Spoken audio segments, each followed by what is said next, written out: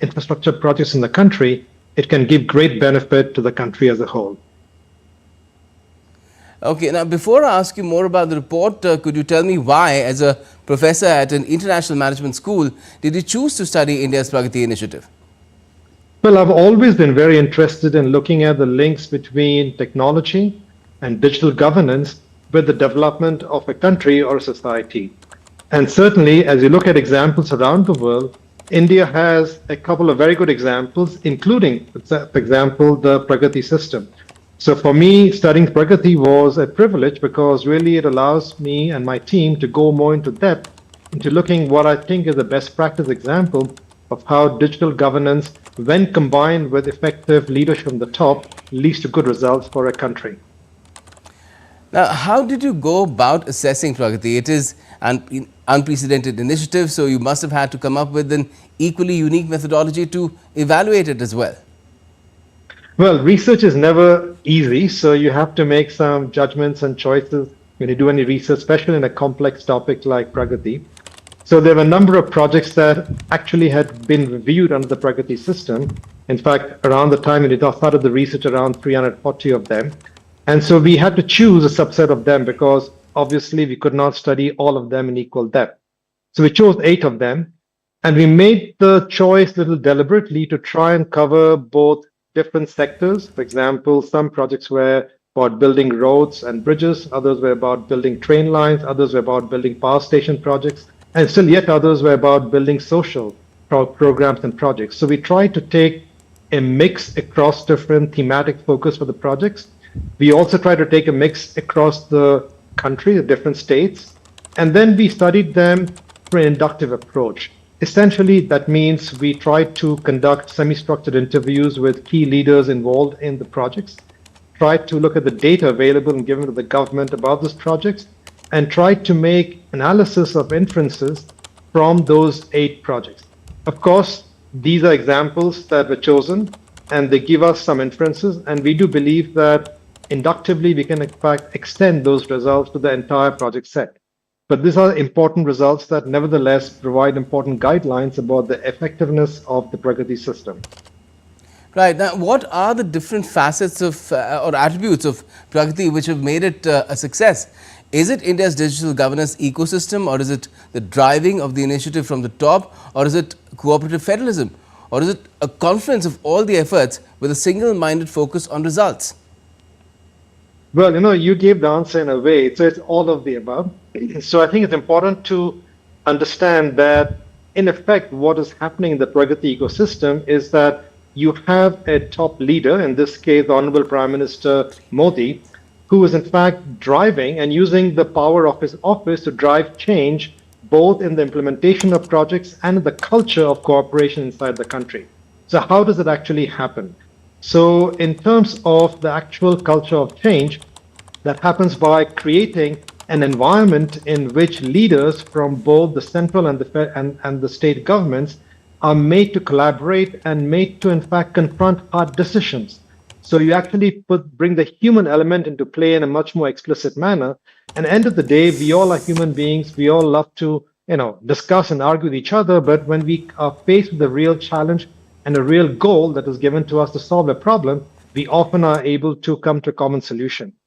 That common solution is in fact supported by data, because evidence-based decision making is very critical in environments like this. So what happens is the Pragati ecosystem includes a number of very high profile and very important technology systems, like for example the Gati Shakti, which is a nationwide geospatial database, helps in the project planning to make sure that you don't have any conflicts in the project that will lead to problems down the road. You have a project monitoring group that in fact consolidates the data about specific projects across ministries, across agencies into one combined database. So everyone has a common view about what is going right or wrong in a project, and people, including private sector companies, can actually enter data in the project management database about what is going right or wrong. And you also have environmental clearance in the Parvesh system that allow people to look at the environmental considerations so that you can build sustainable projects. So the combination of these, combined with the incentive to collaborate at a human level, Really, what it does is it forces people to look beyond the local context to the bigger goal of the project. And what is the bigger goal of the projects? Of course, in most cases, it is to in fact complete a road or a bridge on time, but much more it is to in fact improve the lives of people and the livelihood of people. So improvement of people's lives is the ultimate goal, and that unites the various different individuals involved at the both state and federal levels. Yes, and Professor, there are many projects, both in the government and even in the private sector, which look good in theory, on paper, so to speak, but come a cropper when it comes to implementation, like many of the projects which Pragati put back on track itself. Now, how do you think Pragati has been able to deliver as it was conceived? Well, if you look at doing these kind of large projects, it is never easy. And believe me, it is never easy both in a complex country like India, but also in developed economies. So you have enormous, enormous cost overruns and time overruns in large projects in the US and Europe and elsewhere. So this is a problem that is a little bit endemic in the industry. Now, having said this, when you have such kind of time and cost overruns in developing economies like India, the costs of that are in fact many more, in fact, in terms of severity for the country. Why? Because the efficiency of the conversion of resources that we have for output, productive output decreases. And developing economy like India, we have a lower amount of resources, both in skilled human talent and in otherwise other resources available for creating productive new projects as compared to developed economies. So when you have less efficient use of resources, that actually is not very good for us. For example, if you have 1,000 crores of rupees stuck in a project that is stalled, that is in fact 1,000 crores of rupees not just being not productively used, but also in fact a delay in the actual productive impact of that project on the lives of people, livelihood of people. So efficiency of conversion of resources is very critical for economies like India to develop and prosper. And that's one reason why the Pragati system is very important. The studies show essentially that for every rupee that is spent, we get about 3x the amount of investment back from investment in projects in India and similar countries. So I think the Pragati project and the Pragati ecosystem is critical for countries like India to achieve the goals, for example, of becoming a developed nation 2047. And you found this by studying certain key projects, about 8 of them, six or 8 of them, and they had to also be chosen very carefully to sort of represent India in the kind of expanse that it has and the kind of myriad projects that it has ongoing. Well, yes, of course, the projects were studied to understand what the lessons are from the project. The figures about the economic development or impact are more general, and of course, they are different dependent in terms of the specific example that you choose. But I think what is important to consider out here is what is the cost of not doing the projects, or what is the cost of not having those projects implemented on time? And that's a cost which can be pretty severe for economies like India, which in fact need to use every single resource element, either be it human or be it material, in the most effective manner. Right. And what sort of role has leadership played in ensuring that Pragati delivers the goods? The initiative has been driven at the highest level by Prime Minister Narendra Modi himself. Yes, I think it's quite impressive. We have looked at similar, let's say, efforts by other countries to improve the efficiency, effectiveness of large-scale infrastructure projects. And I must tell you that we haven't actually seen similar results. In fact, today in a panel discussion on the topic at IIM Bangalore, Indermit Gill, who's the chief economist of the World Bank, he mentioned that in 2017, there was a similar study done by World Bank looking at similar kind of examples of large-scale project management in other countries. And there's not a single example that he could note and that I have seen of other countries having this kind of a sustained commitment from the top of the country to large-scale project management. Because if you look at the Prime Minister spending his own personal time in reviewing important projects and identifying what are some of the causes for delays, what are some of the challenges that they face, and trying to help resolve them with the help of his leaders from both the central and the state government, that is a pretty phenomenal commitment. But I think if you look at studies in digital governance, what you always see is that it's a combination of 2 or 3 elements that make the entire system very productive and effective. So yes, you do need the digital tools. In our case, we have Gati Shakti and Parivesh and the project monitoring group, but we also have other important elements like the Prime Minister's himself, his own personal involvement. We have also the culture of collaboration that is there across both state and central levels, and across, in fact, a group of key leaders in the government across the country. So it's a combination of that Team India plus leadership in the top, plus the digital systems that underlie the decision making that makes a successful outcome. And you talked about your Pragati pressure in your study as well. Just explain to us what exactly is that and how did that help this entire process? Well, the Pragati, if you look at the whole system per se, it really is a set of monthly meetings. And what we found interesting is that just the process of getting selected or nominated to be included in Pragati review somehow triggers a whole set of urge, a reaction from key leaders to get some of the projects moving or get some of the problems solved. So just being nominated for that process itself is seen as a trigger for action. And I think this trigger for action is very critical because what you see is that even in the meetings at Pragati, the Prime Minister himself, in fact, through his own sense of humor, through his own sense of just asking people, how come this is not solved, or how come, two of you don't actually get together and resolve it, gets some action done. And this kind of change is very important because what I really believe is that if you look at any of the big problems we face today in society, be it in infrastructure, be it in education, be it in health or sanitation, they all require systemic change, system-wide changes that require the collective collaborative action of multiple players. So you, in fact, engender and support the system-wide change by creating the culture of collective action. Right. And what do you think would have been the fate of these projects and schemes without the Pragati platform and the way that it's been led by Prime Minister Modi? Well, the fate would have been a lot of delays, a lot of waiting, and a lot of, I think, probably hurt and harm caused to the lives and livelihood of people. I lived as a child for some years in Assam. My father was in the Air Force and we were based in Assam. And I remember the child seeing the Brahmaputra River as an important major, river, and there was such strong currents in the river. I remember crossing the river in boats. It was always exciting as a child, but also, I must say, a little bit dangerous. And this river was considered as, unbridgeable because it was very difficult, very remote, and often changed courses. And in fact, the bridge across the river was first, at least started implementation in 2002. But in 2012, nothing much had happened actually, 10 years and no progress.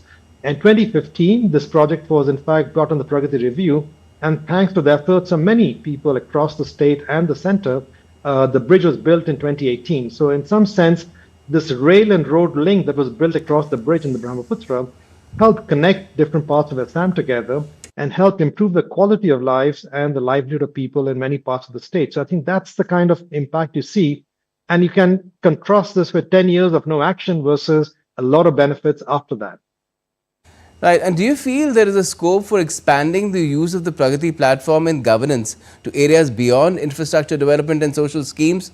Could something similar also be of use in, say, non-governmental endeavors or, the larger objective of governance, be it tackling climate change, or for that matter, we've had an initiative at the G20 as well of alleviating global hunger and poverty?